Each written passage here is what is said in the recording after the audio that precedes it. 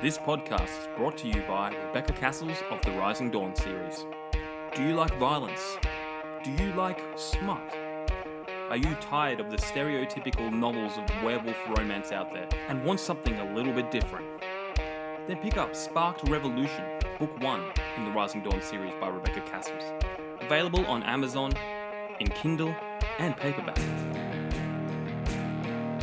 You too can become a sponsor of Stories, The True and the Fictional by heading on over to buymeacoffee.com/STTATF or follow the link in the show notes.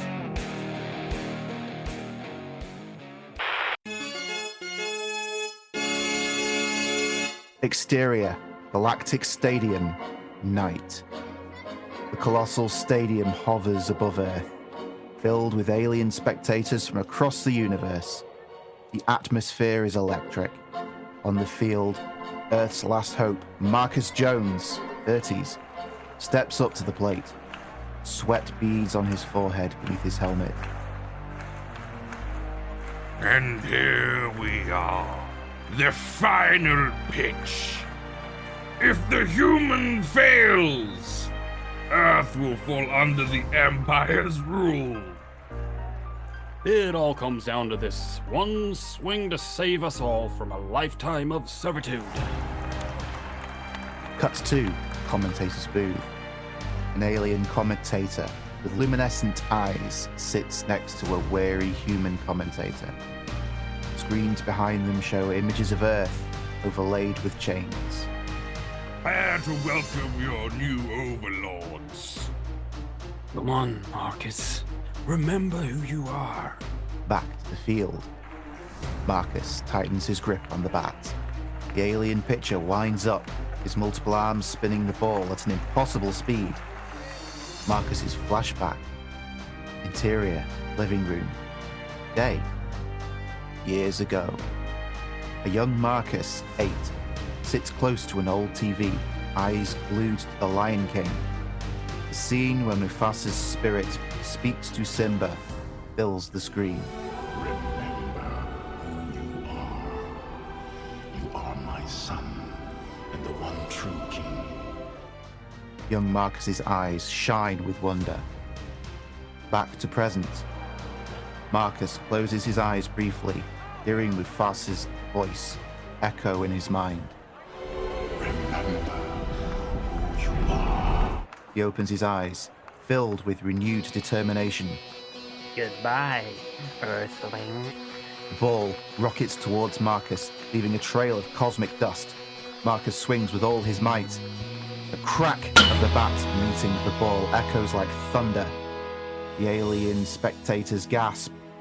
The ball soars higher and higher, heading straight for the stars. It's going! It's going! It's gone! The ball explodes into a burst of light, forming the silhouette of a lion in the sky. Silence. Then uproar. The alien crowd is stunned. Some even applaud out of respect. Impossible! Marcus drops to one knee, overwhelmed. He looks up at the lion-shaped constellation. Thank you. Against all odds, Marcus Jones has done it! Earth is free! Back on Earth, people erupt in celebration. Fireworks light up the sky. Families embrace, tears of joy streaming down their faces. Marcus looks up once more. The lion in the sky fades, but the stars seem brighter. Remember who we are. Fade out.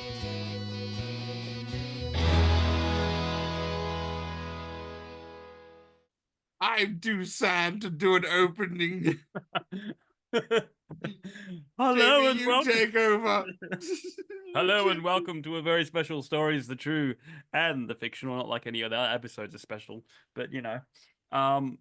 Yeah, I don't know. I'm on the spot now. Way too sad. That was albeit when Chris put together that ChatGPT opening, all the other ones that he pitched, pun intended, before it were way too sad. And even this one seems to be too sad for him. Chris, how are we going, Chris?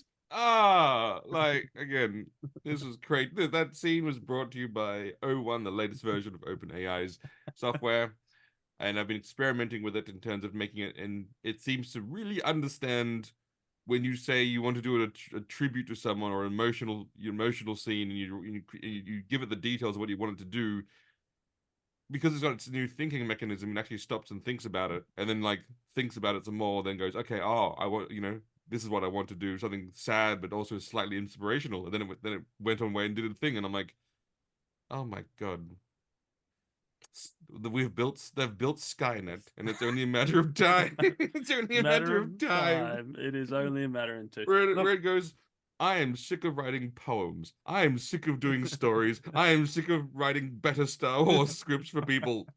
I'm good. I've had it. Yeah, I'm done. Next stop, Age of Ultron. Age of Ultron. Look, before we go around and see how everyone's up to and what they've been doing and all that, I thought we'll just get the announcements out of the way first, just quickly. Rebecca Cassells, our sponsor. Have you heard of Rebecca Cassells, Neil, at all? I've heard a few things, yeah. Okay. I just checking. Nothing good, I yeah. assume. Yeah. No. So. She has a new book out, Innocence Corrupted. Go check it out. She's got another book on the way too. But also in exciting news from my neck of the woods, my next book, Hen's Night, is up for pre-order on Amazon. It's out October 1st, so probably very, very soon. But I am going to do a little giveaway right here, right now. Jamie, correct me if I'm wrong, you wrote this book like a peasant with your hands without the use of AI, is that correct? Yeah, 100%. Wow. Yeah. Honestly, I am actually impressed.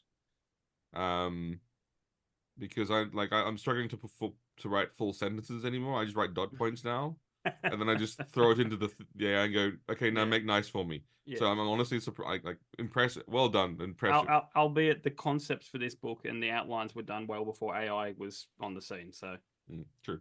Yeah. That is true. I remember that you telling about the idea about your porn film, and I said, hey, you know what? I don't think it's good for porn. Maybe a zombie thing. And you went, okay, sure, okay, that's fine. You and I remember your Bucks party very differently then. I mean, who knows what you were doing in that tent by yourself? You don't want to know. I was making icicles. There you go. Moving on. Yes, if you want a free copy of my book, email thetrueandthefictional@gmail.com. But only until it's out. So this is like an advanced copy kind of a thing. Now, Neil's been pretty quiet. I'm going to do you first, Neil. What have you been up to? What's been happening in the wonderful land of London? London? How's the Chancellor doing? Has he caught that pesky V? Has he caught that pesky V yet? That glorious Chancellor of yours? No. I live in London. No chance. I've been okay. Playing a lot of Diablo 4. By a lot, I mean whenever I can get the piece to do so. 3/4 of the way through a Henry Cavill movie. Ooh. I thought I'd mention. I really wanted to get it finished, but it's not happened. It's the it's so memorable. I can't even remember the name of it. Is it new or old? The Ungentlemanly Warfare film. Yes, I watched that. I'm enjoying it. However, there's been no scene. I'm about 40 minutes from the end, and so far there is no scene in it that is sticking in my mind as, hey, this is the highlight of the film. That's why the film did so well in the box office. I mean, it's enjoyable. It's fun so far. It's just the other films I've watched recently have had sequences where it's blown me away and I've been like, wow, I love this. I watched Furiosa recently, and the war rig fight right in the middle of the film was a real standout. Alien Romulus, I watched that at the cinema recently, and there were a few scenes in that really stood out. This one, everyone's terribly polite with each other. It's charming. Yeah. That's the opening was pretty good though. That's the thing that I remember the most. It's a shame because when Henry Cavill gets the chance to be good, damn, he's good. Oh yeah, of course. But unfortunately, he seems to be too popular with fans of various franchises to be allowed to continue working on them. Yeah. As he was replaced. I mean, he was replaced in The Witcher. Yeah. I mean, you took the people who were big fans of the Witcher franchise and you removed the one person that was keeping it true to everything else. Yeah. And then there were the people who were watching it because Henry Cavill was probably going to have another scene in a bathhouse. You lost Yes. both those audiences. Yeah. And then there's the ill-fated Amazon Games Workshop 40K project, which I'm fairly certain I is think it's dead. dead. I think that's dead now, yeah. But Which is a shame. He needs the chance to work on stuff because But I he's got knew the passion. that was never going to come into play because the 40K universe does not fit into in what Amazon would consider a film that they could make at all. They'd be like going, what's the diversity inclusion in the 40K universe? Everyone is dirt, everyone is scum, everyone has to eat human flesh. But are there women? Yes, lives aren't good. Are there men? Yes, lives aren't good. I can't see them making a film based upon the 40K universe because again, this is what it's intentionally so. It's what happens if the world failed.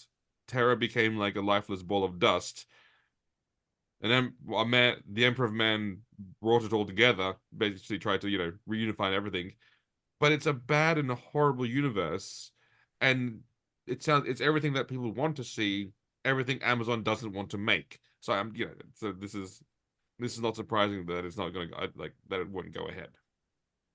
It's certainly one of those franchises where they used to say this about Lord of the Rings. It's a book that could never be made into a film.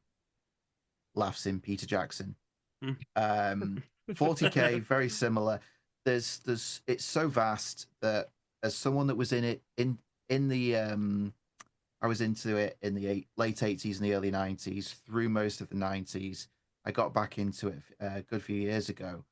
And even coming back to it, I had to watch an hour-long history of the universe in 40K just as a primer.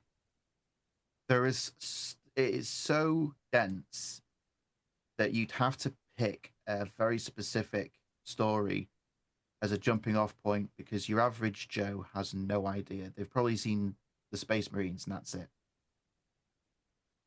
That's true. Okay, again, you'd have to do a Space Marine story.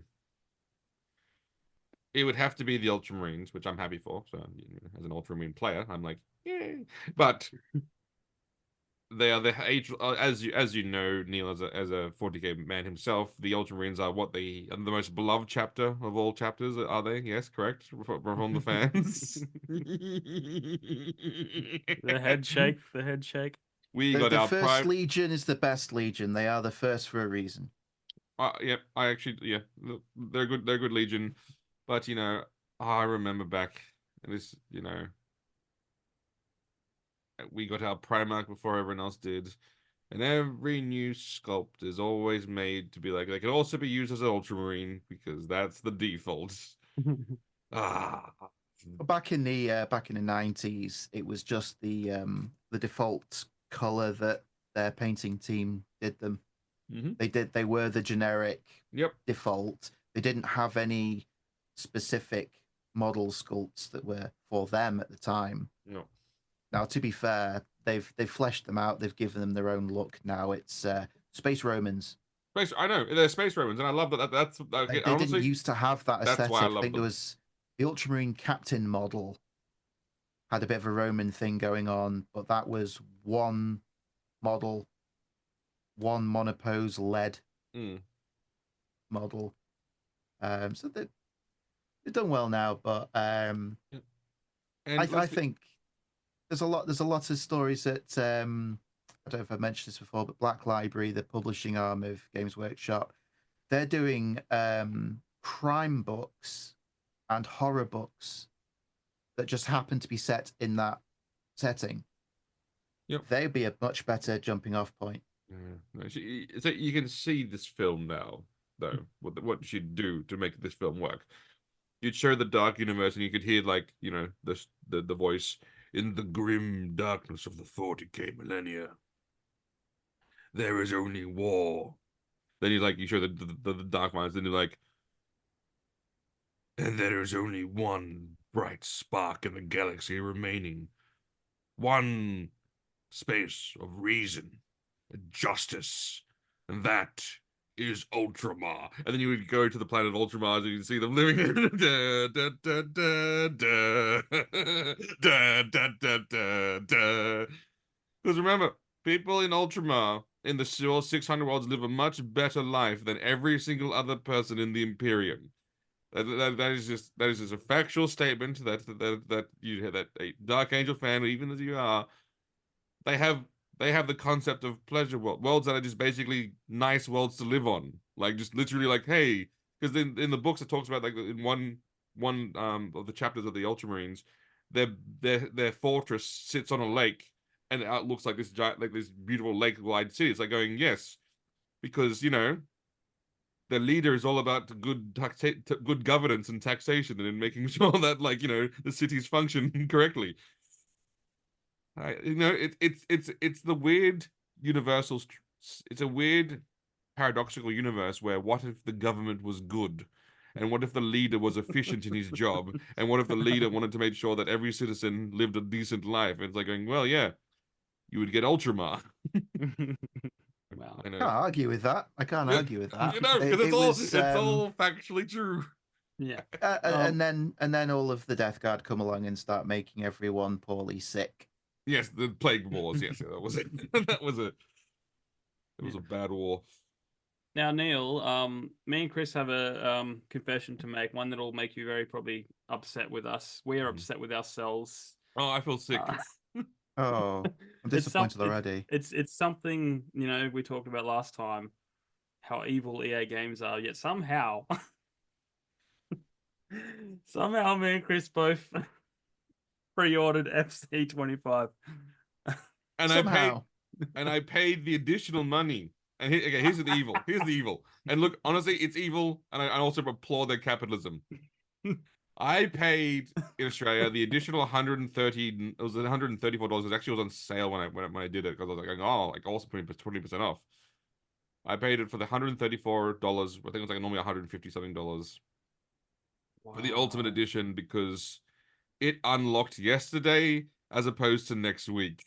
So I have a full additional. You paid for it early. We paid for it early. Oh, that's worse.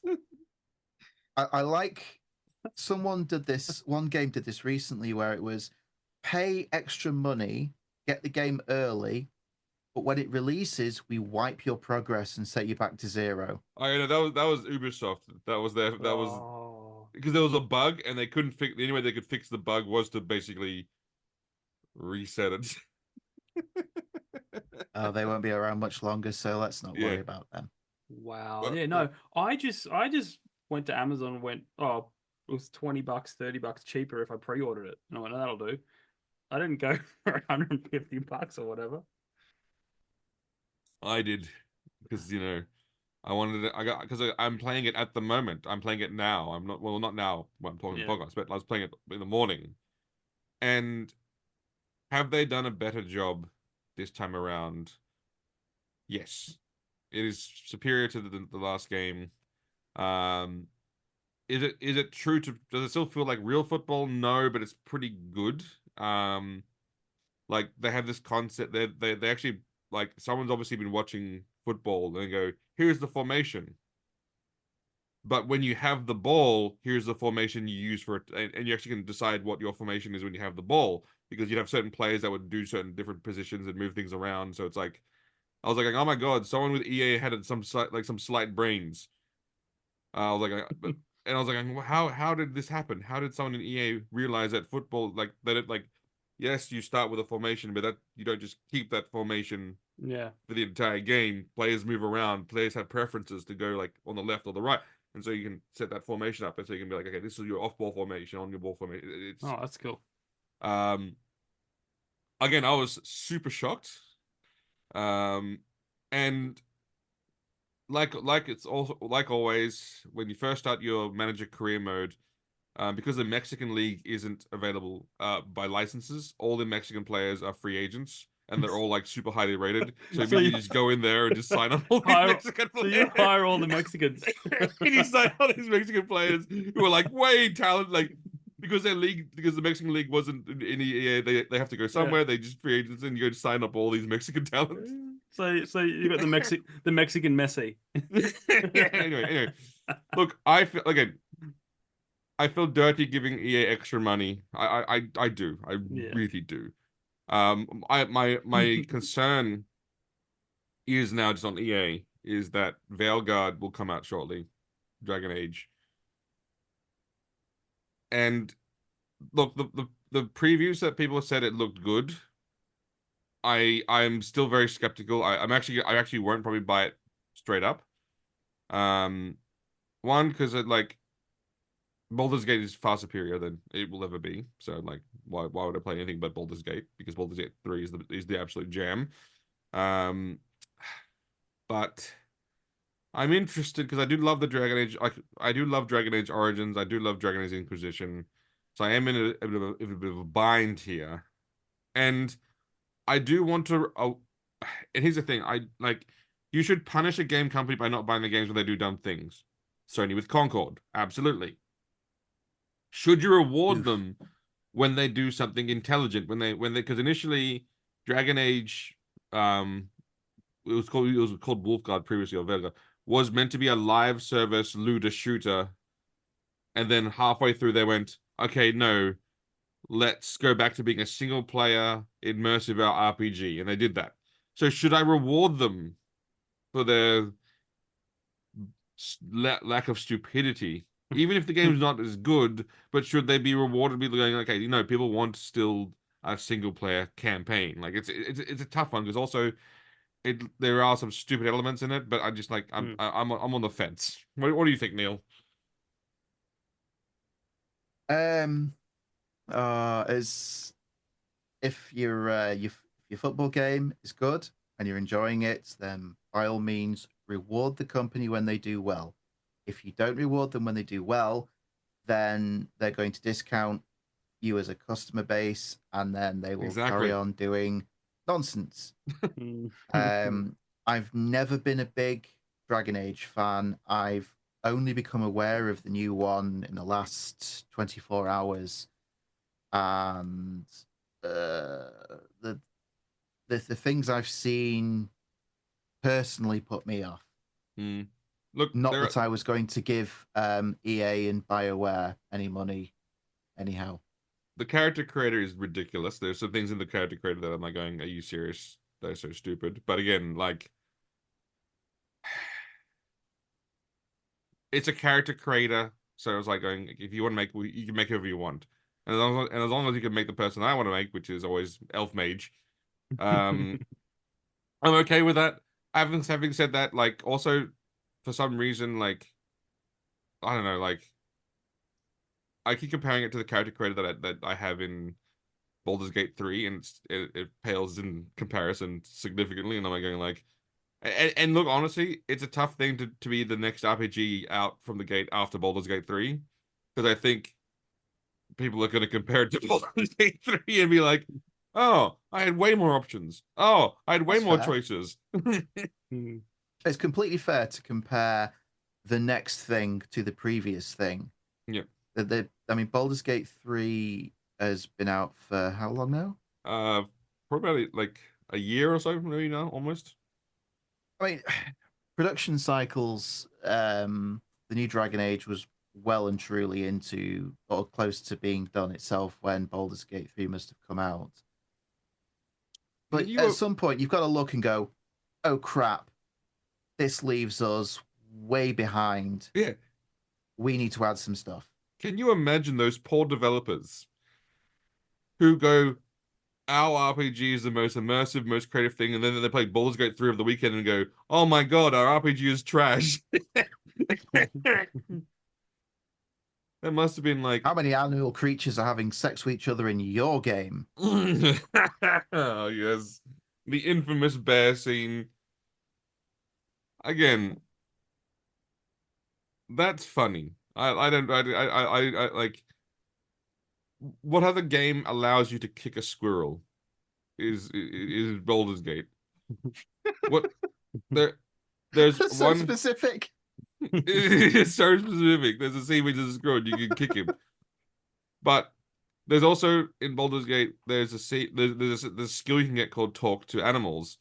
And you get, and most people go on and the animals have such interesting backstories, and like there's like this military pigeon that talks about like he's wing commander of his formation. It's all just, you have a nice chat to a pigeon. And even more so, there's a skill raise the dead where you can just raise them up and just talk to them. Like, you know, even if you just kill them, you can still have a nice chat. You know, you chat to them. And the reason why the game has so many applications is because the developers said that they had to make sure that some characters you couldn't raise back from the dead to talk to them and find out the plot of the game. So certain characters got decapitated when they died because it became. But there's so many quests that I just like going, oh, I need to find out who killed this person. I don't know. Raise from the dead. Hey, who killed you? And they gave me the details, and I was like, excellent. All right, off to go find them. You know, there's so many ways you could do things, so many ways you can experience it. This podcast isn't brought to you by Baldur's Gate 3, but again, if you are interested in playing an immersing RPG that you know that lives up to all expectations of what a truly great game is, I would strongly recommend it. I played it on console like a dirty peasant because my laptop couldn't handle it. I'm actually in the middle of shopping for a new laptop, and I'm caught because 470 is the minimum requirement I want for a graphics card, right? Like minimum. That's but that card's so old now. Like I want a 490 or 480, but then like I don't want to pay the $6,000 I would require like for like that I would need to get like for a gaming laptop. I would need to pay like $6,000 to get like a 480. But again, I'm not sure if I don't like, given how we're still in the modern generation, I don't know if I will need that much graphical power, so I'm a little bit not sure on that one. Now, Chris, correct me if I'm wrong, but doesn't your wife have a gaming laptop to play The Sims? She does, yes. I gave her my old Alienware laptop, and she uses it to play The Sims. Because that's exactly what that's exactly. You need that much power. You need that much power to play The Sims. You need that much power to handle all of the add-ons that EA plug into that game. Okay. Let me on that point. I know The Sims was not made for my type of gamer. It was made for my wife, her type of gamer. Because whilst most gamers go like, "Oh my god, a paid add-on," like, "Oh, horrible," like, gross. She's like, "Oh yeah, a new paid add-on. Oh, awesome!" And she's bought like all of them, like all of the paid add-ons. Like, and she like doesn't bat an eye. She goes, "Awesome, yeah." The game I play all the time has a new thing. I'm gonna go buy the thing and install it. Like that's, you know, that's what she wants. It's crazy. I think it's ridiculous, but you know, that is what it is. What about you, Jamie? What have you been doing lately? Oh, I've been disappointing Chris very much. So I mean, that's standard, but I started watching Prison Break. Oh, don't do that. Oh, the first 2 seasons were good. Oh yeah, phenomenal. Like don't worry, Chris. It's not a prison arc anymore. They're out of prison. Yeah, I'm almost at the end of season 2, but yeah, no, like first 2 seasons are phenomenal. And yeah, some of those actors, like the guy that plays Teabag, the creepy pedophile murderer. Oh, he's just phenomenal. And funny enough, in reality, he's the nicest guy you'll ever meet. Like, but he looks like a creepy dude. He looks like a creep. He acts like a creepy dude, but like he's genuinely so nice and so not who he is in the show. I would hope that they didn't just get it. I hope they, you know. We're going for a method actor here. Oh yeah. The hallmark of a good actor is when they play someone so despicable you hate them. Yeah. And yet they're the nicest person in real life. Yeah. I mean, it'd be the hardest thing to, like for people to think of you that way, like when you're the opposite. Um, Funny, I just remembered something like, okay, you know how Superman, Henry Cavill dressed up as Superman basically and went and hung out in front of a billboard, and then Yeah. no one knew. Well, apparently they did like the big billboard for Prison Break, and then the guy who plays Lincoln Burrows was walking near the billboard, and this lady started screaming like didn't know it was a TV show, thought he was a real criminal. He's in. Oh, police, police! Apparently that Oh, happened to him. so she thought it was like a same thing. Yeah, Prison Break. like, This man yeah, is this yeah, man like, like, public service announcement. This man Yeah. is free from yeah, jail. yeah. So she was like I think she was like an older lady, didn't watch Okay. television. Yep. Just one of those random people that because there are people out there that just don't have television. I know it's weird. Just legitimately thought this guy was a criminal and escaped. She's like, That's like Your Jamie. performance in Blade 3, straight to prison. I completely forgotten about that. Look, he's not the best actor. I'll say that. But he's great in what's that show? The superhero one. We're both Be more specific. The Boys? No, it's old. It's like CW. We're both brothers from the Prison Break player. You got Captain Cold and the other dude. Legends of Tomorrow. Legends of Tomorrow, yeah. Here's the guy with the fire guy, whatever, he had a fire gun or something. Because you remember Captain Cold, Yep. who's Wentworth Miller. Yep. Leonard Snart. Mm-hmm. Yeah, and then there's a character with him who was the Lincoln Burrows actor, and he played like some dude with a fire gun or something. So it was Cold. Dominic Purcell. Yeah. Dominic Purcell. Yep. Yeah, he wasn't too bad in that, but I think he gets just his place. He has to play a gruff guy that is angry all the time. So, I mean, that's the same as what's that other actor that Australia has that people seem to think he's good, but it's not. What's his name? Sam Worthington. Yeah, that's the one. You know exactly who I was talking about. Yeah, no. Yeah. That period of time where Hollywood was really trying to make Sam Worthington a thing. Yes. Yes. And I would say Yeah. good. I would say that they just they do this. They pick an actor or an actress, and for a summer, maybe 2 summers, Ramp them up. they're in everything. Yeah. And everyone's going, who is this person? Why have they got every role? Yeah. I mean, it was the Clash of the Titans, Terminator 4. Yep. Yeah, Terminator 4. Yep. And he was the Avatar. the James Cameron. Yes, the one that's forgettable because everyone goes mental when a new Avatar film comes out, and then 2 weeks later nobody talks about it. That's it. And then it makes Okay, all this money. Avatar is huge. It makes loads of money and has the cultural impact of a flea. Yeah. That's it. That it's just gone and nobody talks about it. Yeah. That is, to me, that is so bizarre that a film that, admittedly, the first one was a tech demo for 3D cinemas, but then everyone loved it. It's great. And that's it though. It has no kind of culture of spin-offs, no particular fandom going on. It's so bizarre. But yet when the second one came out, everyone went bonkers. Yeah. Yep. I saw it for about a fortnight. Yeah. But then again, it's a movie. Like I went and saw the first one. I went and saw the second one. I don't think I ever saw each one more than once. I don't feel like I needed to see it again. Yeah. I saw the first one a few times, I'll be honest. Yeah. And I also brought many people to go see it. So I was sort of like a religious zealot on the first one. Yeah. For the second one, again, I've said it before, probably on this same podcast. I love the fact that there's a scene where there's a guy who's like the marine biologist who's meant to be all like, oh, these animals are precious. Oh, all life matters. Harvesting the brain. We would go rejoicing, harvesting the brain. I'm like going, is that what marine biologists do in their spare, like when we're not watching them? Like they're just like wanting to harvest the organs of the animals? I'm pretty sure that's like against your entire profession, but okay. It's because he just remembered about how much money he was going to get. I know. Okay. It's all about the money. It's funny because it's funny. But Yeah. again, it's also like, anyway. Oh, Yeah. look. Yeah.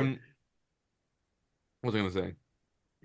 Oh What do you yeah, think- Hollywood. Hollywood decides who's going to become what actor. There's two methods. Yeah. One, it's the obvious one where they get a monkey to spin a large wheel.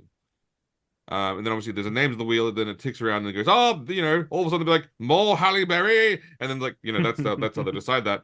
But that's for the female lead actor. For the male lead actor, each actor buys a chimp, or is given a chimp at birth. They have to raise the chimp, train it in their various form of martial art that they wanted to train it in, and then they drop the chimps on an island into a battle royale. And then basically, whoever the last monkey survives, that's the actor for the season. Now, Australia have some absolutely excellent monkey trainers. That's why you see the likes of Hugh Jackman. You see the likes of Chris Hemsworth. Chris Hemsworth. You see all the Hemsworths, in fact, because again, Chris told the others how to train the monkey. Like obviously, he told his family how to train it. But even going back, Heath Ledger again, like why was he in the Joker? Or why was he the Joker? Because he had an excellent trained monkey who had knife throwing skills. This is just how it happens. Like so, Australia, yes, we do train amazing chimps, but then I think that does somewhat badly influence Hollywood because like no way Sam Worthington's chimp should be considered like to his acting.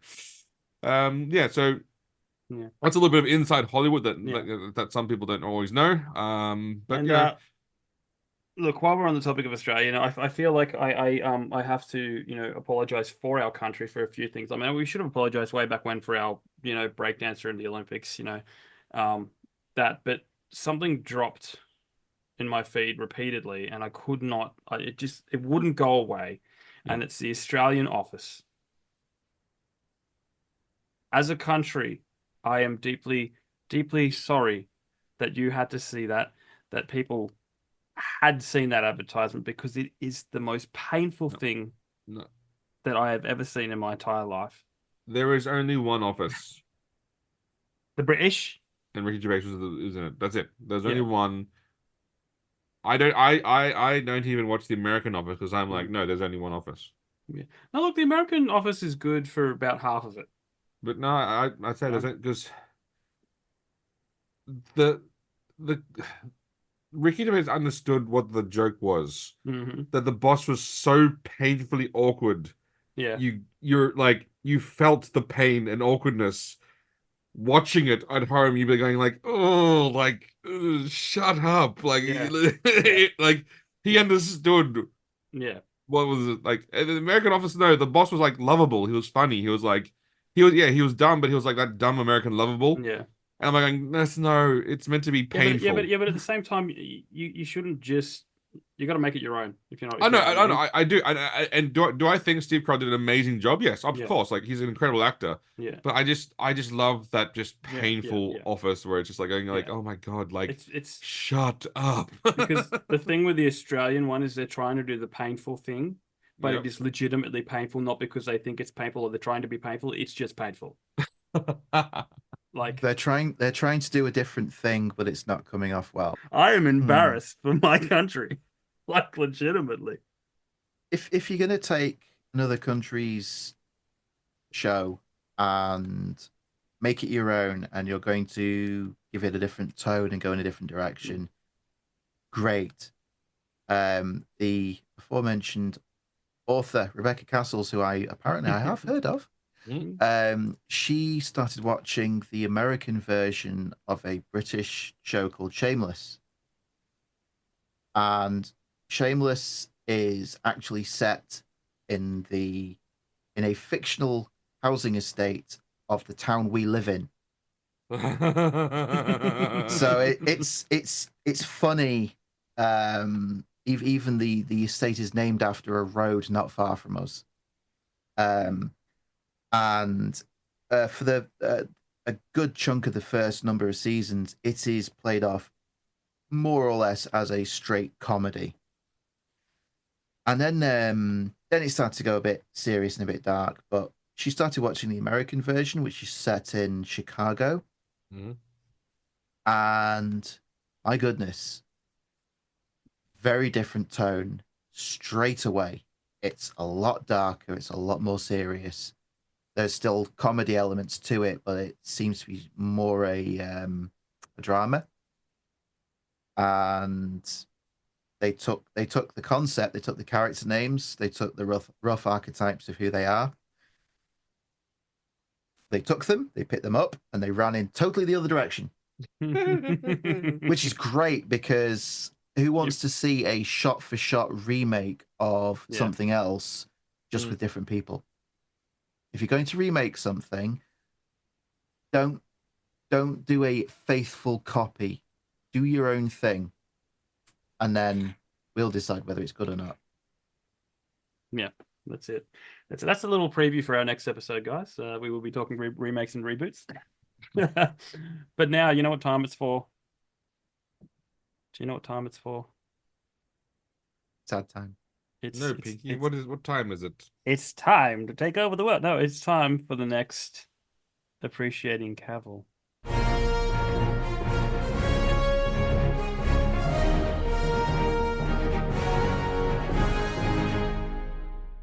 I don't know if you've seen this one, but this was heartwarming. It is when Christopher Reeves meets Henry Cavill.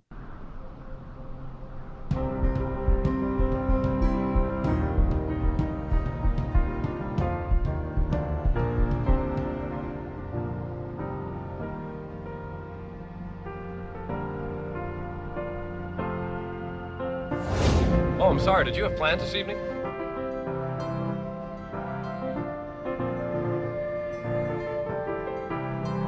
You okay? Who are you? A friend. Thank you for believing in me. Listen, there's something I have to do. I'll see you later.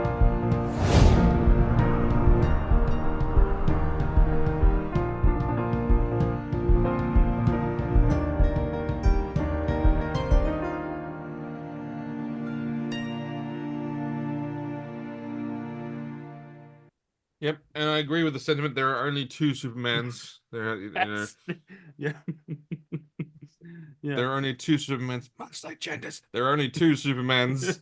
And I feel sorry for the James Gunn Superman. I really do. I do. It's just 3 Supermans. Oh, okay. You're forgetting about Dean Cain. Oh, okay. Do not forget Dean Cain. The first Japanese Superman. Let's rephrase that. There are two movie Supermans. Yes, because you know Tyler Hoechlin's pretty good. I actually like Superman and Lois. I do actually like that. That's a I think I watched that season and said to Jamie, like, you have to watch it. It has no right to be this good. It took some convincing because Chris was saying watch it. But in my head, I was first introduced to Tyler Hoechlin in that awful CW crossover where he's like, "Hello, I'm friends with Supergirl, yay!" Whatever. It was just like awful. And then you watch that. I like that impression. The impression. Look, I've met the guy, so that's exactly how he is. You know. Yeah. You met Lois as well. Yeah. I was too shy. I didn't want to I was. Yeah, and I broke the rules. Shy. I broke the rules when I was there. They said no hugs, and I was just like, stuff it. Oh, you're the creepy one at the conventions. Yeah. No, it's only creepy if you do the eyebrows.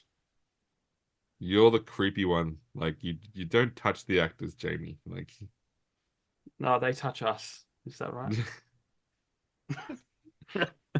Particularly Kevin Spacey. No, what? No. Oh, wow, you went right there. You going for the I didn't. I stopped myself. As long as Kevin Spacey didn't go there. Oh, damn, Neil. Moving along with the uppercut. Moving. All right. Look, before we dive into James Earl Jones, there's something that came across my feed that I love technology. how it is right now because the way we can integrate movies and characters into movies. So I'm not going to tell you what this is, but I'm going to play it because it was hilarious. Oh, hi ho, Commissioner. Say, would you mind cleaning this table off? It's completely filthy. Okay, you just brushed it with your hand. You should really use a disinfectant wipe or something. What difference does that make? Well, a big difference, actually. Harvey Dent never made it home. Harvey who? What have you done with him? Me? I was right here. Who did you leave him with? If we're gonna play games,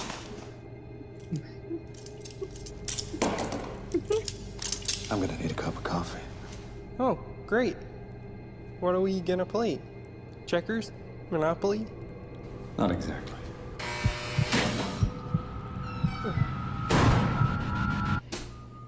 Oh.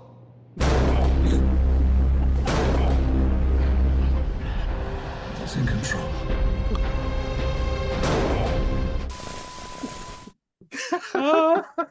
What the fuck? That was the greatest movie I've ever seen in my life. It came across my feed and I was just like, how have I not seen this?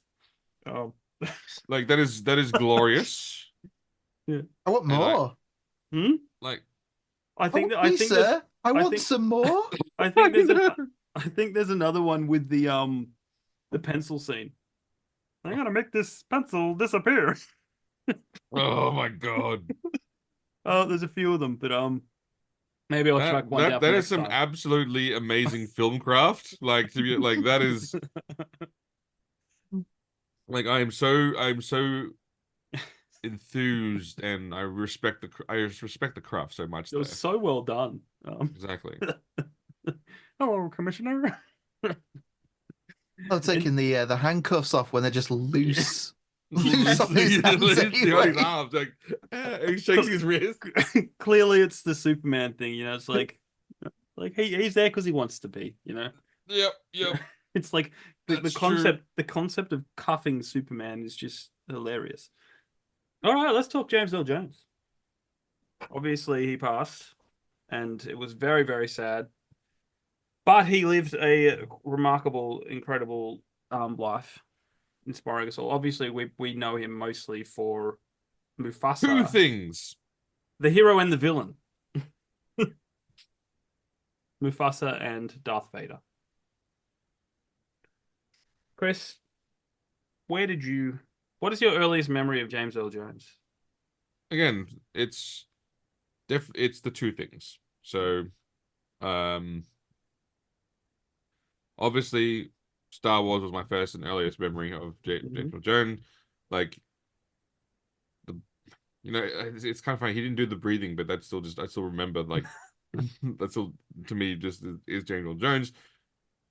And it definitely, that voice, that iconic voice of Darth Vader, that, like, I'm not sure if you've gone back and watched like the actor in the street do the voice scenes because no one told him that he wasn't going to be. Yeah, like they are so bad, it's hilarious. Yeah. So just think what would happen if there wasn't, James Earl Jones there. But and obviously Mufasa. There could be no more authoritative voice of Mufasa than James Earl Jones. But let's not forget some of his other, as you mentioned, his other great works. Yeah. From Conan the Barbarian. I got some clips to play too. With as Thulsa Doom, I believe his name. From Conan the Barbarian. Again, any villain, anytime you need a villain. Yeah. Or a mentor in a hero's journey. Yeah. There's only one man that can do both. And it's James Earl Jones. Yeah. That's it. What about you now? What's your earliest James Earl Jones? Oh, it's definitely is the voice of Darth Vader. definitely. I was never a big Disney fan, so I knew he was Mufasa. Um, but I probably a lot of the humor of this one probably went way over my head, rightly so. But he was also King Joffrey Jafar of Zamunda in Coming to America. Yeah. Oh, he was too. Yeah. He was. Oh my God, I keep forgetting that. Mm. And he was also a little bit later on in my childhood, but he was in Command and Conquer Tiberian's Son, the game. He was in Oh, the wow. full motion video cutscenes as one of the head honchos of the GDI. Yeah. I'll always remember that.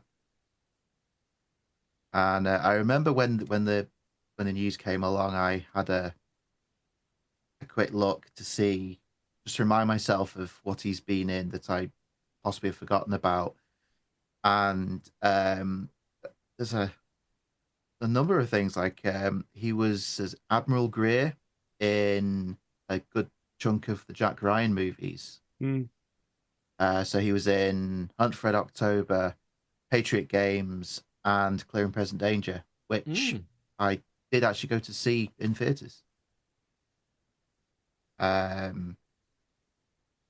Yeah, and he was, even up until recently, there is a Lion King spin-off series on Disney Plus that my kids enjoy, and he was doing the voiceover of Mufasa in that.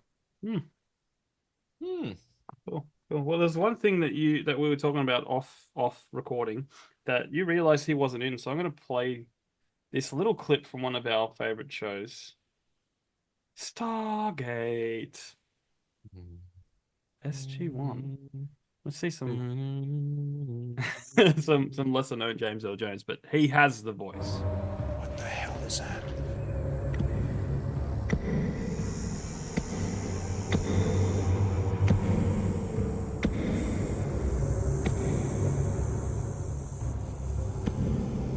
Java. I am Unas, the first one. You do not exist.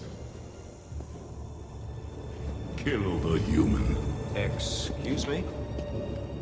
and we will feast together. I no longer serve the Goa'uld. Do you remember that episode, Neil? I remember that episode. I don't know why it didn't click, because even as he started talking, all it was missing was that slight reverberation for the Darth Vader, and it was right there. Yeah. That's incredible. I can't believe I didn't know that. Yeah. Like I said, if you want a villain with a powerful voice, Yeah. or a wise, mystic mentor, He's your man. he's your man. But if you also want a bit of laughs, Chris, he's all up for that. Hey, Los Angeles! I'm on a Ferris wheel with Darth Vader! And he's nicer than you think!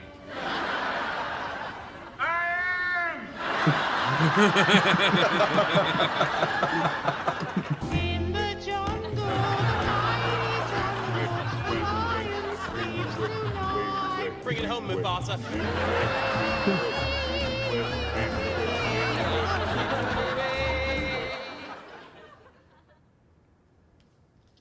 I don't understand what we're doing. Whose house is this? Carrie Fisher.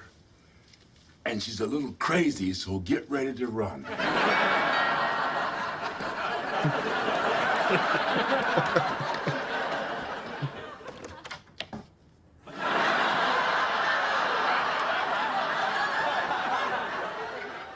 It's not funny anymore, James!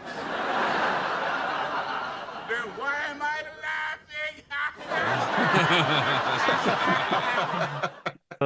Bit of fun fact: that's the first time they met, Carrie Fisher and James Earl Jones, on Big Bang Theory. What? Because Really? they never met because or they never worked together. They would have met. Because I'm pretty sure. Okay, maybe it's they never worked together.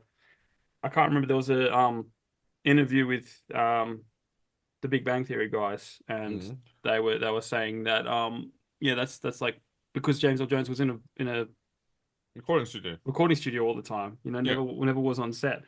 I might yeah, that makes sense. Quickly verify that. That was a good episode of Big Bang, actually. I really like that one. Like it was. There's a lot of stuff I don't like about that show, but the James Earl Jones episode is just so much fun, and you definitely get the impression from that James Earl Jones was one of those actors that you could have a laugh with. He seems, especially from that episode, he seems like the kind of person that is more than willing to have a laugh at his own expense, which is something a lot of actors could learn from. Carrie Fisher and James Earl Jones never met while filming, and it wasn't until years later when they both cameoed on The Big Bang Theory. Oh, there you go. Damn. Yeah. Now I want to touch on because look, if there's one person that's in baseball films more than almost as much as Kevin Costner, it is James Earl Jones. So, and I didn't realize. Yes, that's what I'm about to play because I didn't realize that he has the speech. The speech. Ray, people will come, Ray. They'll come to Iowa for reasons they can't even fathom. They'll turn up your driveway, not knowing for sure why they're doing it. They'll arrive at your door as innocent as children, longing for the past. Of course, we won't mind if you look around, you'll say. It's only $20 per person. They'll pass over the money without even thinking about it. For it is money they have, and peace they like. Ray, just sign the papers. And they'll walk out to the bleachers. Sit in shirt sleeves on a perfect afternoon. They'll find they have reserved seats somewhere along one of the baselines where they sat when they were children and cheered their heroes. And they'll watch the game, and it'll be as if they'd dipped themselves in magic waters. The memories will be so thick, they'll have to brush them away from their faces. Ray, when the bank opens in the morning, they'll foreclose. People will come, Ray. You're broke, Ray. You sell now or you lose everything. The one constant through all the years, Ray, has been baseball. America has rolled by like an army of steamrollers. It's been erased like a blackboard, rebuilt and erased again. But baseball has marked the time. This field, this game, is a part of our past, Ray. It reminds us of all that once was good, and it could be again. Oh, people will come, Ray. People will most definitely come. Oh, what a speech. He's got the voice. And I can tell that, like, you remember when we watched, I know this is nothing like it, but Thor, and we watched the behind the scenes, and they played Thor's Banishment by Anthony Hopkins without music, without effects. It's just the roar. You're just like, wow. You know, when an actor doesn't need the score. Yep. You know? But now I want to play a clip. Well, two clips. One from my favorite childhood movie.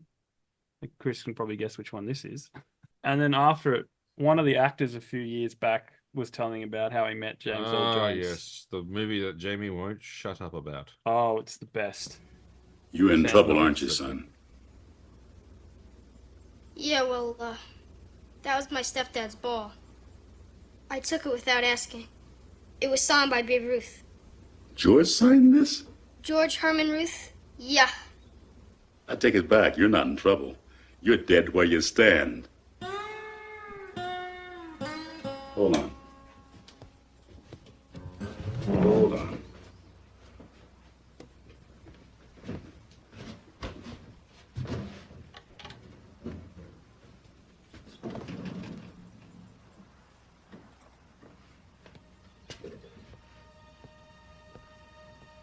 Here. I'll trade you. That's really nice of you, but that ball really is signed by Babe Ruth. So is this one. With the rest of the 1927 Yankees. Man.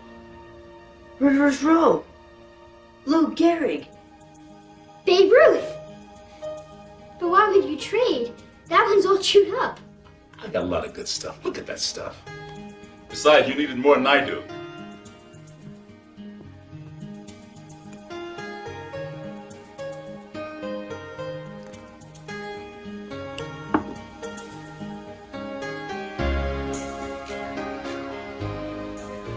You knew Babe Ruth?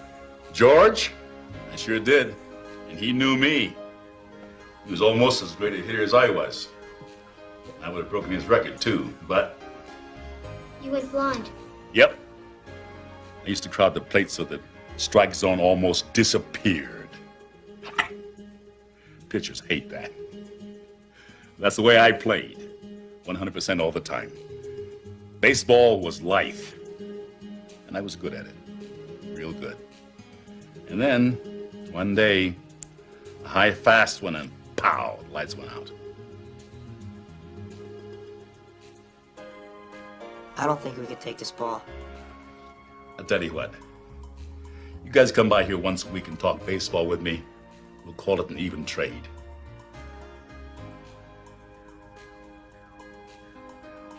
Deal!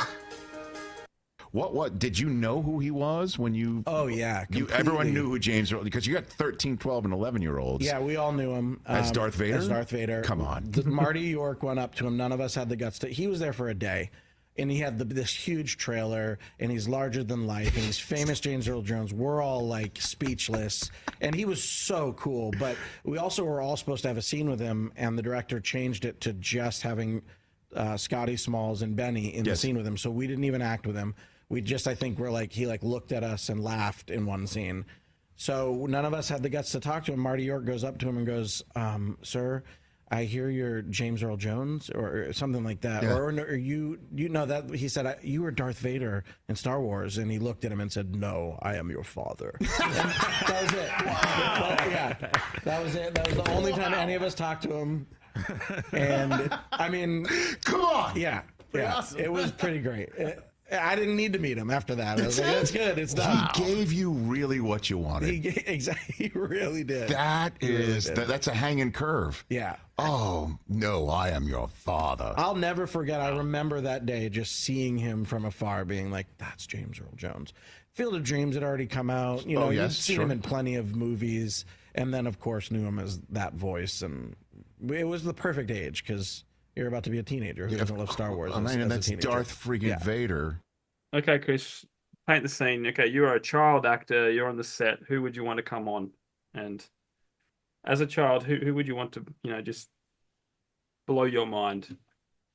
Wait, so how old is this child?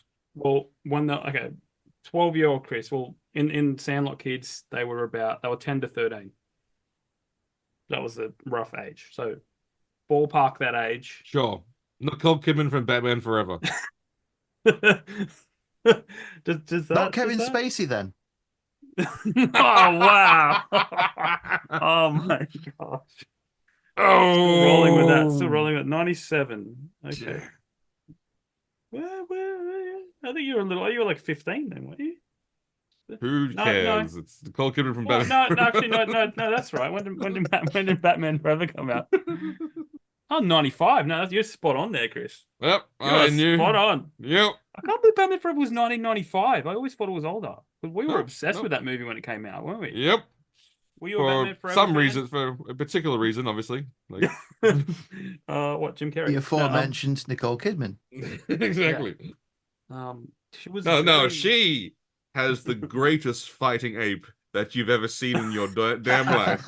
Like, that is why she's still, like, today, highly regarded in the industry. Because, she has the best fighting chimp. Like, my God, that chimp.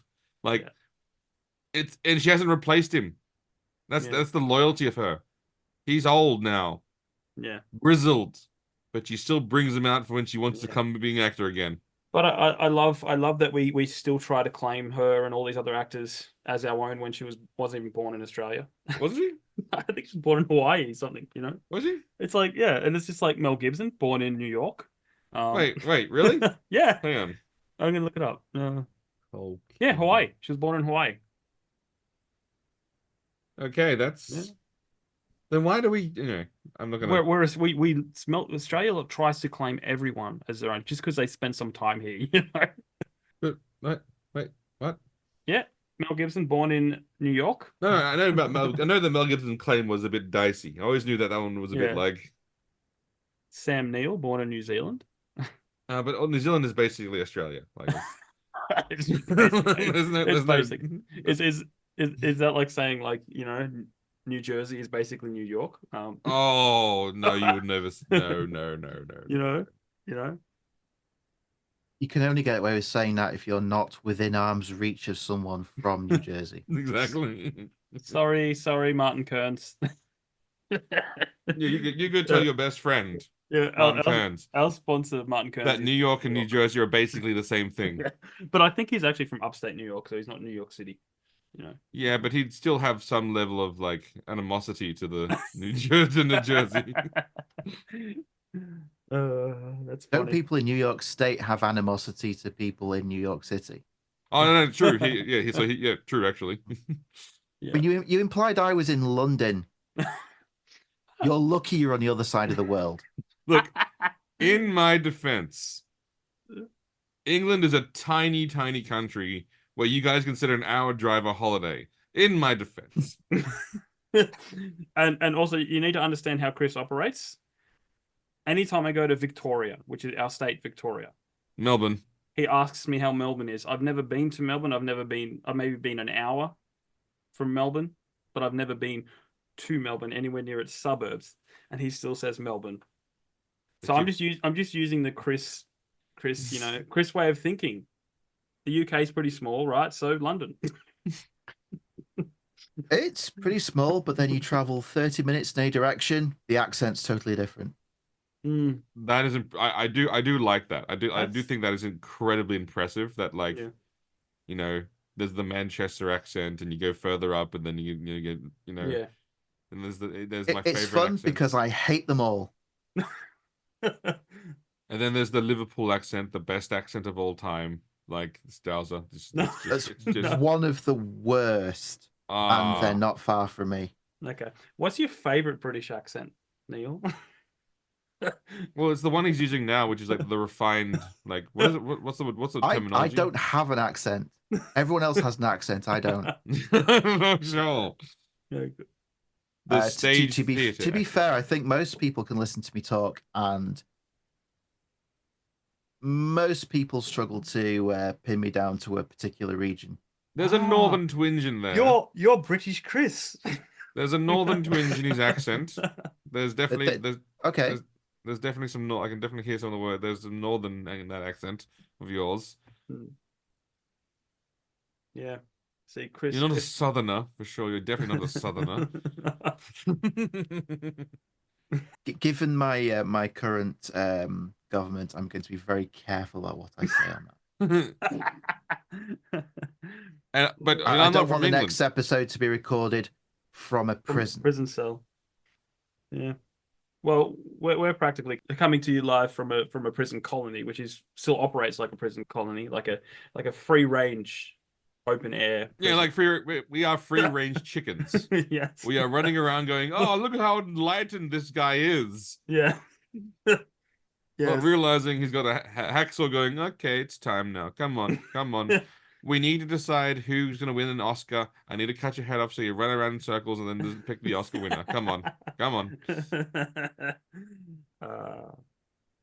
Did you know there was an award show recently? An award show?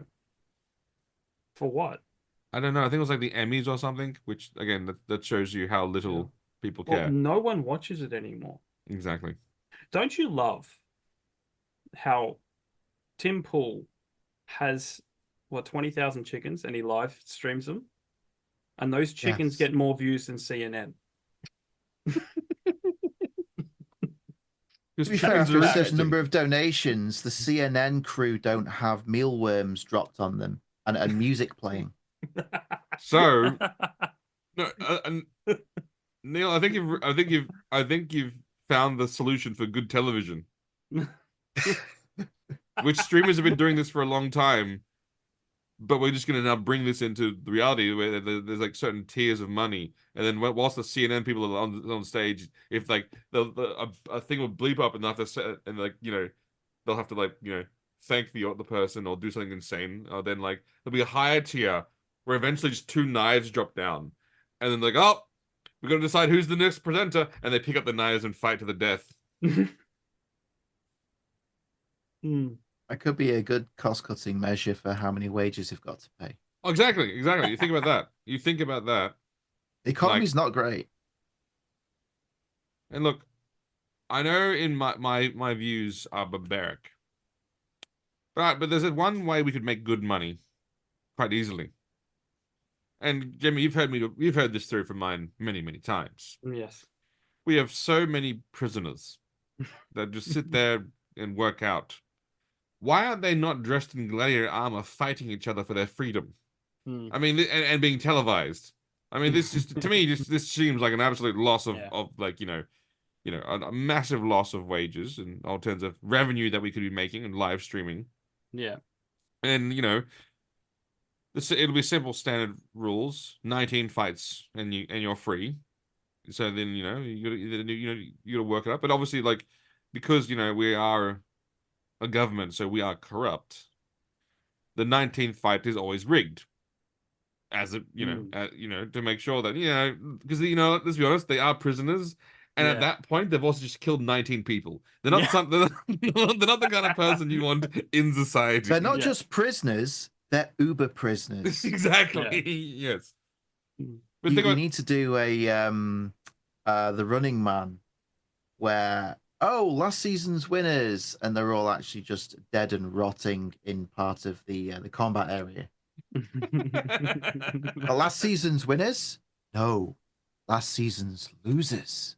Actually, I was thinking about this. Anyone that's not seen The Running Man, please do, because it is a fantastic film.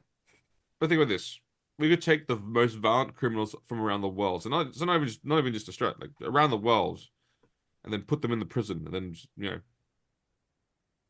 have them fight for an entertainment, gladiator style. Again, one, I think it's a good cost-cutting measures because but also people would watch it. Like people would be like, "Oh, it's so barbaric. Let me just pay my subscription so I can watch the next." Let me just pay my watch the next, so I can watch the next fight. I mean, Ecuador's pretty much got you covered for the first 5 seasons. I know they've got a great. They arrest. Oh, you got gang tats? Jail. Off you go, all of you. I would love to watch. Oh yeah, that's 5 seasons. That's 5 seasons worth of these fights right there. El Salvador. Well, they got 70,000 gang members. That was it. El Salvador. Yeah. El Salvador. Yeah, sorry. They lock them all up, and that's money making, right? That's money. That's it, exactly. That is just right now he has to pay for those prisoners. But I'd go to him and say, what if you could make some money off those prisoners?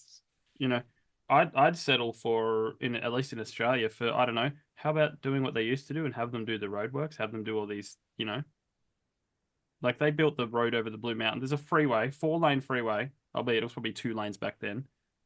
It's like an hour's drive probably. And back in the settler days, they told these prisoners, "You're free when this road's done." And they chopped down the trees, laid the road in 6 months. Well, yeah, freedom. They've been doing roadworks on my main road for 2 weeks now, and nothing's been done. It is so slow, and it is just like, if you promise them freedom, they'd work longer. Like this is how bad it is in Australia. No, that's because remember, regulations, Jamie. Yeah. You see those roads that the Romans built that are still being used today? They didn't have regulations. That's why those roads still exist and are effective. Yeah. There's a road in our town that they've been working on since last year. The sign said will be completed summer 2024. It's still one-way roadworks all along, and it's one of the main junctions all the way through my town. Oh. It takes me 15 minutes to do a 3-minute drive. Oh. Tell them all if you don't get it done in the next 2 weeks, you're all going to prison. Yes. Let's see how quickly they get it done. Reverse it. If you don't work hard enough, yeah, jail. Yeah, we've got to do the how the Europeans do it. Like I think it's somewhere in Europe they literally put in a temporary bridge. So the cars go over the bridge and they do the roadworks underneath it, and then they take the bridge away. That doesn't sound like Europe. Europe's not very efficient. No, well, I think it was Germany. I seen it. I don't know where it was, but it was they put in like a temporary. It's a ramp that goes up. Yeah. Oh. And a temporary bridge, and underneath they're doing all the work, and then one day they just take it away, and the road is there. Yeah. And there's also one of those, you know where they do the speed up the camera, like time relapse, whatever. They dug a tunnel under a freeway, laid the bitumen in 2 days. 2 days. And that was like Europe somewhere. I've seen that online somewhere. Took us certainly not the UK. It took us 10 years to get the M7, like one of our motorways. 10 years. You know, if that was somewhere in Europe, they would have done that in like, No, not half Europe. that time. In Hong Kong. Hong Kong, yeah. Because Hong Kong actually build the roads away from the road, crazy enough. Yeah. And then when they want to lay it down, it's one night and they lay down the entire road. Because it's all prefabricated and constructed. But also in China, they go, oh, look, there's this fully functioning, well, money-making business right in the way of our road. Sorry, you guys are shut down now. And No. I'm talking about old, glorious, capitalistic Hong Kong, not the Chinese communist colony that it is now. Yes. Welcome to the Politics Podcast. I know. Again, I've seen firsthand people saying, "Yeah, we're going back to China." Oh wait. Oh no. Oh no. and then you see like the British with their tea swilling black tea going, "Well, we're not so bad now, are we?" Well. Turns out our rule wasn't as cruel as you thought we were. Isn't that just interesting? Say the word. We were never bad. No, again, the thing I love about the British Empire, one, Britannia rules the waves, England shall never be slaves. The thing that I love most of all that was that we laugh about America going, oh, this country found oil. Whoop, they're going to go to war. England went to war for tea. Country would find an interesting tea and they'd be like going, well. well. Not just that, we would colonize countries for their spices and then not use them in our cooking. If we can't use them, no one can. We have them. Yes, we have you. We have you. We have your spices. We're not going to use them. We just want you to know that we've got them. Your spices are at the back of the cupboard, Or like it was the East India Trading Company when they first went to India, where they're going, we need to make a trade route from one side of the India to the other so we could do trade better. Several months later, oh no, we conquered the entire continent. Oops. Look, again, this is controversial, but I will say it. They wanted to build a road through the thing. They kept getting attacked. They kept having to fight back till eventually it just sort of led to them sort of like conquering the entire area to make sure that they could build the road again. So what you're saying is self-defense? No, they like again, they were technically invaders. I'm not saying that at all. Like no, they were invaded, but it's just funny that British built an accidental empire because they kept going around trying to like build trade ports, getting attacked, and then they had to keep defending their trade ports. Yeah, we accidentally create civilization. Yeah. Then we leave. Then they go, oh, thank you for the civilization. Go away now. And we say, oh, terribly sorry, old chap. And we leave them to it. How's that working out?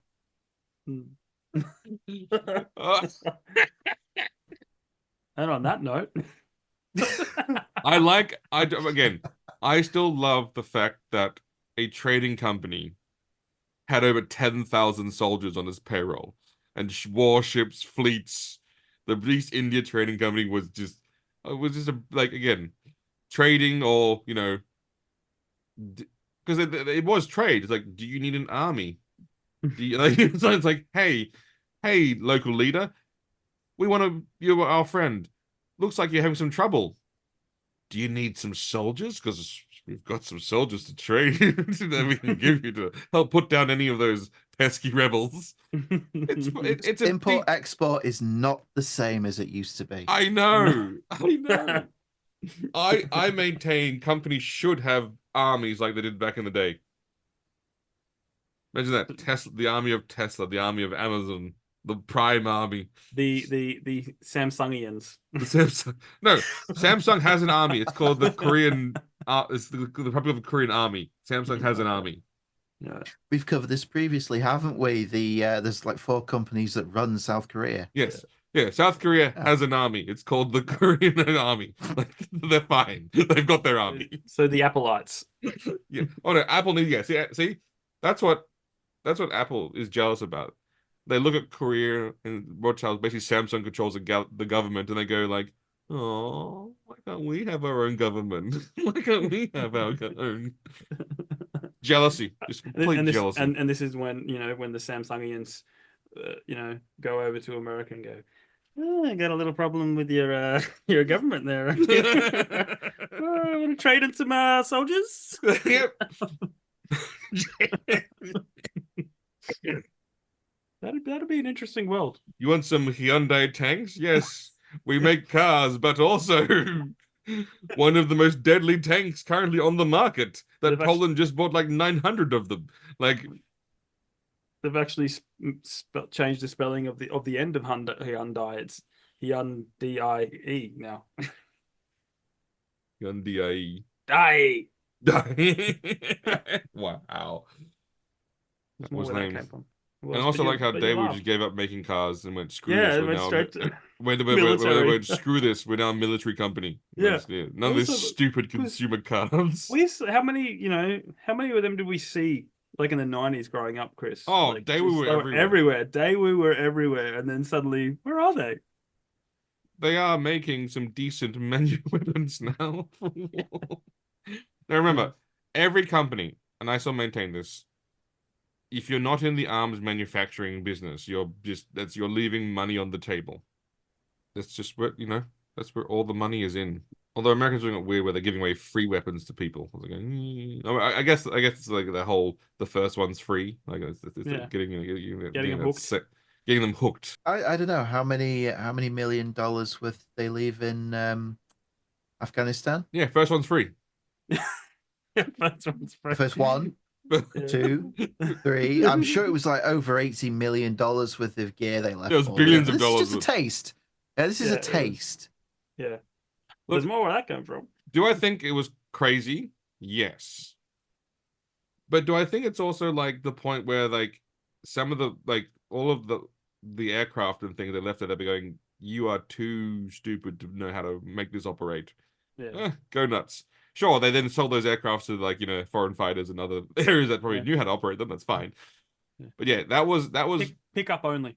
Yeah, that was very interesting. Where you just say like, going, here's some weapons. Well, they say this, but there is a British personality YouTuber who traveled to Taliban-controlled Afghanistan, and as he's landing in his plane, he can see a UH-60 Black Hawk taking off. Oh, so they have figured it out. So the implication that these cave-dwelling savages are too stupid to operate the machinery doesn't seem to be panning out. That's interesting. Although, having said that, they will eventually run out of the parts it needs to work. Yes, and I'm sure China will gladly provide some completely copyrighted stolen parts for them to keep them. That's see, when they need the parts, bam, that's when you've got them on maintenance. Then America goes, here's the maintenance contracts for these weapons. That's the whole long-term play. Now, would you like a subscription or it wasn't Joe Biden's complete and utter incompetence. He was thinking 4D chess long term. Once all these machines of war break down, they'll need the maintenance parts that only we can provide, and then we can get them onto a military contract. It wasn't incompetence. It was brilliant businessman. And that's why he looks lost all the time. It's because he's so in because he's thinking about the 4D chess. He's like moving pieces around his mind. You know exactly. Yeah. He didn't even realize that he put on a MAGA hat.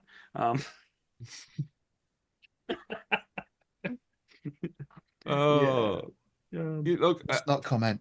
Do not. No. No comment. Yeah. Neil can't comment due to his government regime. I can comment because it's funny. But having said that, there's no apart from El Salvador, which has a great world leader, and then Argentina, who has like a legendary world leader. Yeah. Name other good world leaders. there aren't any. Poland. No, guy from Poland. Like him. He's sharp. Mm-hmm. I have one or two. I probably can't say them, or they'll put me on a watch list. Quick, write them down, slip them across the table. I don't know. I mean, it's quite late, but I am feeling kind of hungry right now. Oh, that's right. The if you have more than 5 children or 5 children, no income tax. Yep. Yep. Our border fence is actually about 5 meters from the actual border. That way, when we expel you from it, we've not technically kicked you out of the country. You just can't eat or drink. Off you go. Wow. That is actually what they did. Clever. They kick you out of the fence. You can't get back, but they've not technically deported you. You leave of your own volition because you need to find food and drinking water and shelter. Wow. Whoa. That is, again... That's 4D chess. That's 4D chess right there. Yeah. That is. Oh, it's incredible.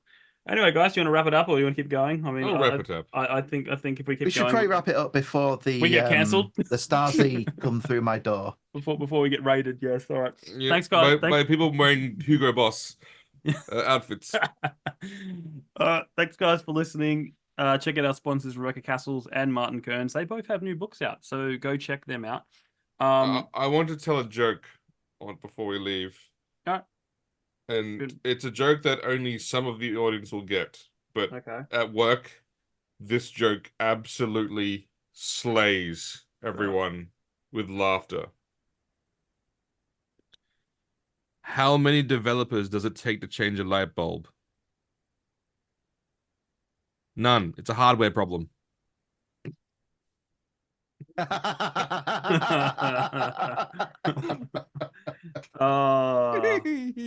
There you go. Oh dear. Funny when Chris says it. My developers love it. My developers love that joke. They find Wonderful. They find that hilarious. All right. Send us an email to thetrueandthefictional@gmail.com if you want a free copy of my book, Hen's Night. Dick pics. Just reach out to thetrueandthefictional@gmail.com. With dick pics. Check us out on Instagram stories _podcasts. We're on X, YouTube, all that stuff. And I thought, seeing as we started with a ChatGPT intro, we're going to end on a ChatGPT outro. Oh. This is an ode to James Earl Jones, a farewell. Okay. Written by ChatGPT. Before we go, let's take a moment to honor the legendary James Earl Jones, a voice so powerful it could make a grocery list sound like Shakespeare. Whether he was calling out play ball or reminding us of the importance of dreams and Field of Dreams, his presence was like the perfect 7th inning stretch, necessary and unforgettable. So as you switch off this podcast and step back into your everyday lives, remember, every time you face a challenge, imagine James Earl Jones whispering in your ear. It might be terrifying, but it will definitely inspire you. Better than Kevin Spacey whispering in your ear. All right, that's the end of the podcast.